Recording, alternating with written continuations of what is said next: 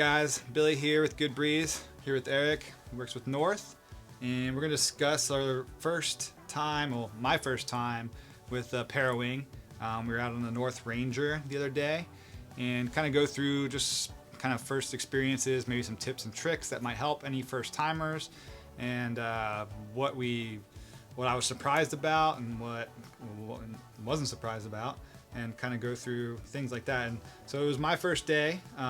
I'd flown on the beach for maybe 5 to 10 minutes, just kind of feeling the power, worked on kind of trying to depower it and fold it up and then throw it back out. And I did that for a little while on the beach, kind of switching off with a few people so we all can kind of get a feel of it. And I think, Eric, you had been before, right? This was not your first day. Yeah, that's right. This was my third attempt. I was really excited when I got it, so I sent a couple runs on the river and just went out and battled it out. So it was really nice going out with you, and having the jet ski for support gave me a bit more confidence. Yeah, so basically we threw it on the ski with the board. We were using, what, a 70 liter MIDI? Yep, and mid-length board. I think something with enough float that like you could stand on, you know, so you don't want to start with a sinker board, and then you don't want to start with anything too big is kind of what I found too. Yeah. Because if it's too big, if you're on like a downwind board, it's hard. If you're dropping it, maybe the board's going to run over the Parawing. Which I did a few times. And you see what some of our instructors went out right after we did, and they were on a downwind board, and they struggle a little bit. I think it was too long and too skinny, where they were plowing to the back of the waves. So I think that 70 liter like mid-length shape was pretty much perfect. The board felt good to me. I mean, I think if you're not the best foiler, you might want to go a little bit bigger. Just especially your first few times. Maybe even like your wingboard. Like if you're riding like a big chunky wingboard and you want to try the Parawing, I think that would work. I think it'd be good practice. You might have a little trouble releasing the water if it's not like blasting. If the wind's not takeoff, really right? strong. Like if it's lighter, I don't think you have that power to come off and release the water. Because there was times where like when it was gusting, I was like trying just to stay down, and there was times where it was light. I'm like, there's no way this thing's gonna get me up. So the wind was up and down. So I think it needs to be gust, and it needs to be ridden a little bit overpowered, especially your first few attempts, I would imagine. I mean, just kind of like winging too. Like if you try to wing in light winds when you're learning, it's the most frustrating thing ever. But if you go out on a windy day, you know, it's a lot more doable. While we're talking about that too, big front wing, right? I think that's sure. important too. Definitely don't want to go out with a really small front wing. We were using a downwind wing, an 1100, so a bit more like high aspect, but definitely like a big front wing that made it easy to get up and go. So yeah, because you're really not relying on the pumping the wing or the Parawing like you would with a wing. You're actually trying to pump the board to get up, so you're really using that foil underneath you to be your main source of getting up on foil. It's funny you say that. I saw both of us do that, and I keep doing it like you're trying to pump the Parawing and pull on the handle. So what we learned was that you don't really pump the Parawing like you would when you're winging. You would more kind of hold it. It's going to have a direct downwind pull almost, and you can adjust that a little bit by moving your hand, and then you really kind of just get the pull, and then you create your forward speed, and you pump the board to use the foil to get up. So that's where I think it is big difference from winging. Which one of the things we're talking about before too is like, do you need to be a winger or a kiter or whatever to Parawing? And I definitely don't think so. I think it'll make it easier because you have some wind knowledge. I mean, I come from kiting and then winging and then proning, so like I'm pretty good on a foil. So like the foil was like an afterthought for me, getting into my knees, getting going. I was doing it with one hand at times where I was kind of pushing myself up, and the Parawing was pulling me enough to where I could just get up real quick, and then boom, I had enough power. I think if you didn't have the winging background, that would be a little bit harder. Yeah. Like just getting comfortable and understanding where the wind's coming from and that, but I don't think it's undoable. I mean, it's easy to figure out. I feel the nice part about having like the short bridles and the way it just like deploys or just finds power right away. I think if you were someone that is like a prone surfer and you're on a foil quite often, I think you would easily pick it up. Yeah. I mean, people are doing shore runners here quite often. They're just like chipping into a wave and going downwind. Yeah. I think this would be a really cool toy to have. And it's not going to be like kiting where you're going to have to spend all these hours and make sure you know how to launch properly and relaunch properly. What I like about it is like how many people at Kelly Park just came up and held it. Yeah, you could just anybody play with can hold it. Yeah, I mean, So. I think if you just struggle for a few downwind runs, like have a good way to get out and come in somewhere, or like what we did with the jet ski, Yeah. you know, or like hit us up, we'll take you out and do a lesson with it. It's a great way to learn because you can just go until you really till it clicks, and then it'll just make sense. So I definitely think that anybody can learn it, and plus, compared to a kite or wing, these are pretty affordable, right? What is this, like, these are in the $600 to $900 range for. I mean, they're easily half off or even less than that. So easy Yeah. to get into, and I think it's great because you can practice and just play with it on the beach and get comfortable with it. Plus, look how small it packs. It's nice compared to a big wing bag. Yeah, and I think the idea is like these bags are made because we were on a jet ski, but you know, as tips and tricks, if we're talking about if you're gonna go out on your own like I did the first time, I almost left the bag in the car. Thankfully, I thought about it and I was like, no, wait, I want to bring the bag in case something does happen. You need to paddle in. Like, you want the bag. So the bag is small, it's easy. You can, you know, maybe bring something in there. There's like a little extra compartment, I think, in the front here. You definitely want to bring the bag so you can pack down your wing in case you need to. Yeah, and if I was going a long distance, I would put my phone in the dry case and put that in here and have my phone on me or some sort of device or whatever to contact in case you need to. But yeah, I was impressed you were getting up with one hand. I'm still using, you know, and I think is so new. Everybody's just giving advice and giving pointers. So I was told, like, when you start, you know, keep two hands on like the front of the bar. right. Because if you put your hand on the back, that's essentially like how you're depowering it. So keeping two hands on the front while you're trying to get up on the board. But I saw you were doing more of like a longer hold, like higher up. What was that helping you? Yeah, I was or? putting my arm way out so I could put my front, because it was starting to pull me so hard that I can then put my front hand on the nose of the board and keep the nose down so I wasn't like, you know, getting kicked off or whatever. And so I could hold the nose down and I can get my front foot up, my front leg up, and then once I have my front leg up, then I would kind of either go both or open my hips up to try to go upwind, and that just comes from my kiting and winging background, I guess, where you like wanted to kind of edge against it. But there was a few times where I was holding it with both hands, but I also found if I grabbed it with both hands and just kind of twisted the bar back a little bit by accident, it just kills all the power. Right. So it's like a very subtle motions in the where you hold that bar will adjust how much power it has. So you kind of tilt it a little bit and it collapses back and just kills the power. So you got to hold it kind of all on that front, basically bridle, where all the power is. That's kind of where I was kind of switching between one hand, two hands, trying to figure out the best thing. I mean, it's really close in front of you, right? Well, Yeah, how it's right there. close would you say it is? Like 3 feet? I mean, yeah, Like, it's- less than that, maybe. It's I mean, pretty close. it's right there. So Yeah, it's I right think there. it's cool because you can go in areas where maybe it's like hard to launch a kite or hard to. Sure. I mean, Anywhere, so it's just really. like it's a very like powerful thing that's like right in front of you. Kind of hard without a leash, I would say. Like that's a little. I was nervous I was gonna let it go and just like, Yeah. whew. But I was actually impressed at how you could body drag with it. Totally. That I did not see coming. I was like, oh man, if I fall, this thing's gonna sink. But like, you hold your arm up, it would like drag you to the board. We didn't use a board leash, which, you know, going out again, I might. Yeah.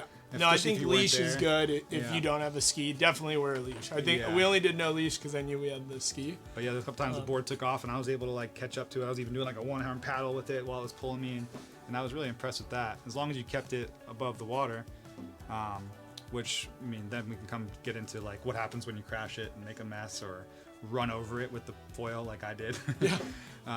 How did you feel it is relaunching, like getting out of the water once it's like collapsed and sunk? I mean, it's definitely tricky, and I think it's navigating like what are the steps, because you definitely, if you drop it, you don't want to panic. You kind of want to take a deep breath and maybe think through what is the right move, you know? So for me, it was identifying, you know, like the leading edge part. So I would look for like, it's black on this, and we'll pull it out right now and show you guys, but it was like identify, like, is it upside down? Because it, you know, you're not going to relaunch it underwater. So find where that is. I felt like laying it on top of the board was super helpful. So like mounting the board, like sitting on your board, laying the Parawing, getting the water out of it, and making sure your lines are okay. And then again, either using your hand to kind of hold the lines and get it up, or just pulling. I was surprised how it just caught air, actually. Yeah, it gets in the water. If the leading edge, there was a couple times where I was messing with it, and like you said, like I realized, oh, the leading edge is black. If I just flip that over, I'm like, I was trying to get it to launch, but I had it upside down. That was I think a big tip that like I would have thought of right away, would have saved me some time. And then just following the bridle lines and making sure the bridle lines, nothing's tangled. And most of the time it crashes, and even if it fills with water, you can kind of just pull it up and it pops right back up. Almost, I'd say 80% of the time. The times where it didn't do that for me is where I either tried to collapse it and it just went into like a crazy spiral where I didn't collapse it correctly, or when I literally ran it over and then it wrapped around my mast one time and I had to flip the board over and undo it. That was a little bit of a mess, but I think we have footage of that. You got out of it really well, and I was actually surprised, and I kind of wanted to play it out like, okay, there is no jet ski. Like, how does Billy get out of this? Yeah. And you were able to twist the bar out, and then you relaunched it, I remember, and I don't know if we're going to call it like being inverted, but a couple of the back lines, like the bridles were caught. Yeah. And he bar juggled, and it wasn't that bad, right? I think he just like went downwind a bit and like kind of just moved that line. Like I didn't use you there as a jet ski at all. I really did it all on my own. If I was out at sea, I totally could have. It maybe took me 5 minutes just to, figure out the bridles and play with it. And that's something I think, like, if you don't come from like kiting and teaching like I have, I've done a lot of untwisting lines and whatnot, it might be a little bit more of a struggle. But if you just play with it on the beach a lot, collapse it, fold it up, figure it out, and just do a lot of that on the beach or just standing in waist deep water maybe and like sink it and then get it up in the water. And we did that at the end there when I hit the beach. I started like, I was talking to you for like 10 minutes and then the whole thing was completely underwater. I'm like, oh crap, I forgot to like relaunch this thing. Let's see if we can get it up, and I was able to pop it up pretty easily. I think those things would really help in that's a good process. tip. Like, if you're gonna Parawing, maybe don't just fly it on the beach. Also put yourself in some uncomfortable situations on the beach or near the water, get it wet, know what it does before just deciding to go out there. And I speak from experience. I was so excited. I went out the first day and I got up and had a great time, and then found myself alone in the middle of the river with a wet Parawing, experiencing it all first. Did you ever let go of it completely? I did, yeah. The first time when I fell, I forgot to not let go, and I let go of it, and it just flew forward and actually landed like 5 feet in front of me and just stuck to the water. And I swam right over to it, paddled right over, and it was no big deal. For some reason, I was like, I thought that was over. Yeah, in my head, I was like, do not let go of this thing, except for when I literally ran it over, and I was like, I better let go of it. But yeah, I mean, it seems like it relaunches, I guess, easier than you'd think, as long as the bridle lines don't get tangled. I think that's kind of like to sum it up. Like, if it's still somewhat normal, you can pop it up pretty easily. So we'll say the redeploy isn't bad. I still feel, and maybe it's probably obviously just skill level, I still think collapsing it is that tricky. Was my trickiest thing too. Like, how do I do this without getting line burn and or like halfway doing it and then it just doing like a death spiral? I did that a few times where I got it, but it was like still like, and then I was like, well, now I'm never gonna get this undeploy this. It's like you need to grab the actual canopy. I think that's what it is, right? Because if you don't make it to the canopy, then the canopy can spin and do all sorts of stuff. So it's, if you're collapsing, you're committing, and you need to like really reach up, pull those lines, grab the canopy, and just bring it in, which is, it's hard. It's not easy. Yeah, so there was like this front bridles. I guess you kind of slide your hand up them until you get as close to the wing as you can, and then you yank that, and then you almost want to like grab it with the bar at the same time. It's a tricky thing. I still honestly have not figured it out.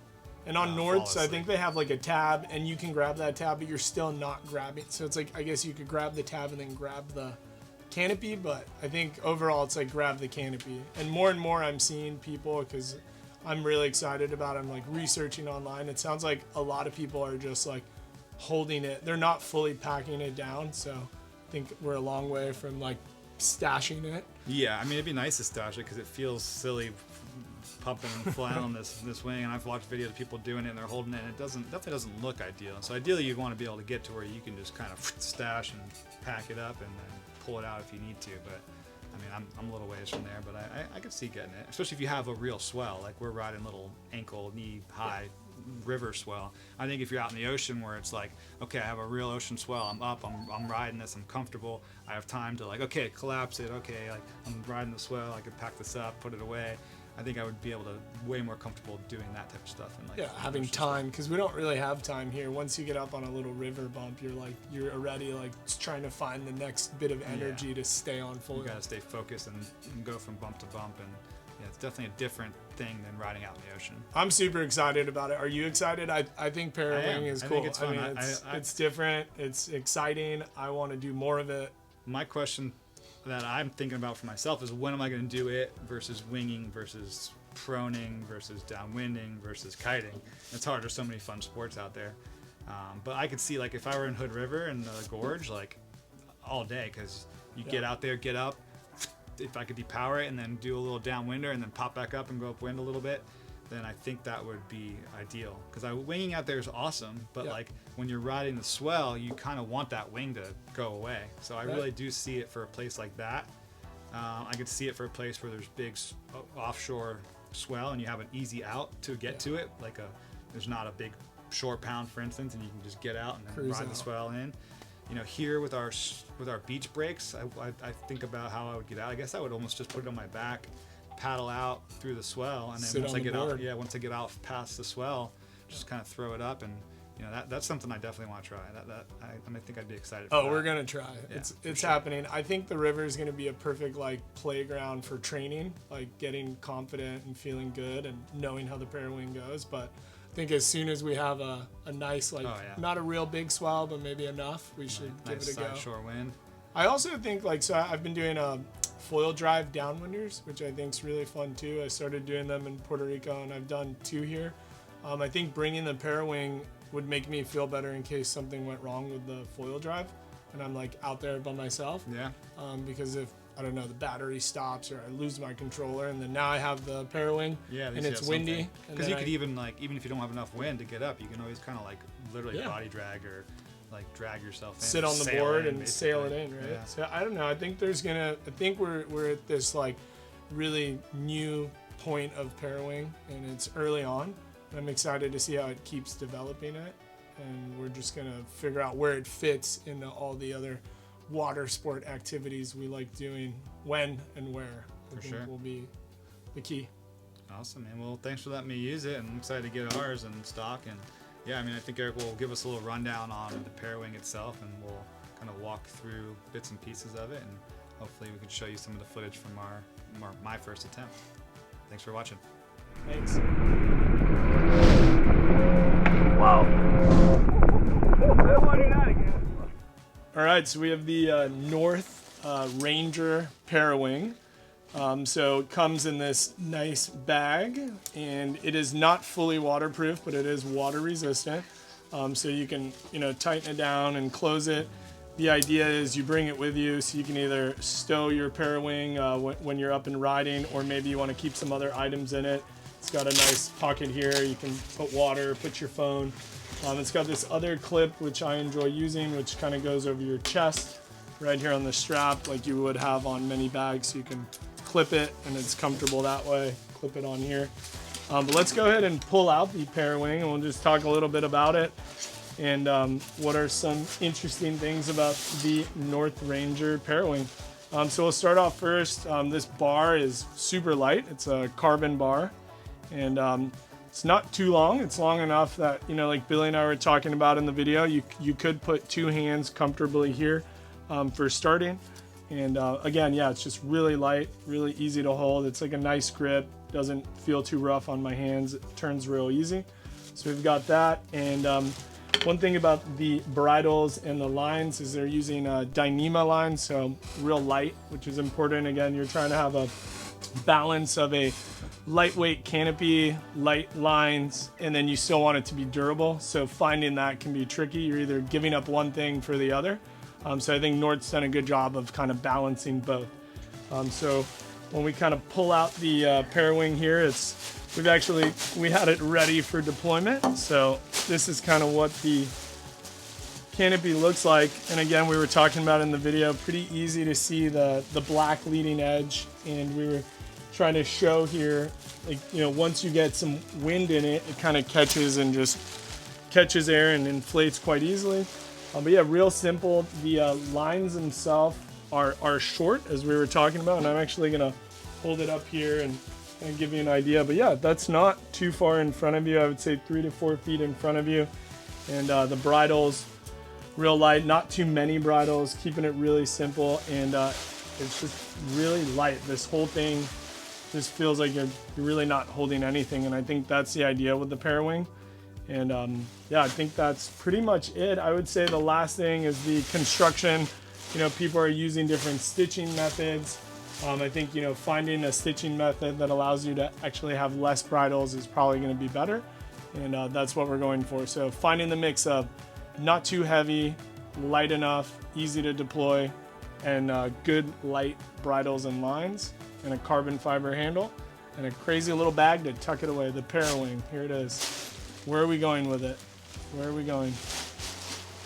And then this, these would be the lines that you use to collapse the kite, or sorry, the Parawing. You use these lines to collapse the Parawing, and what's nice is North made this tab that you can pull to help you collapse it until you can reach the actual canopy itself. That's pretty neat. Nice, we just came out, had a good sesh. We're gonna pack it down. Easiest way to pack it down is grab all those lines, bring it in. This would be ideal if you were out there, and then just kind of give it a couple wraps. And this way you know that none of the bridles are getting caught, all your lines. I'm holding it from the inside, hugging it down. As you can see, it goes real easy. We're gonna take it into our nice bag here. I'm holding the bar so I can kind of guide it in there without moving the bridles. And I'm just gonna pull it. And I'm gonna be ready for my next Parawing adventure, which looks like it might even be this afternoon. So I'm gonna go ahead and give it a clip here. And might be going out there right about now.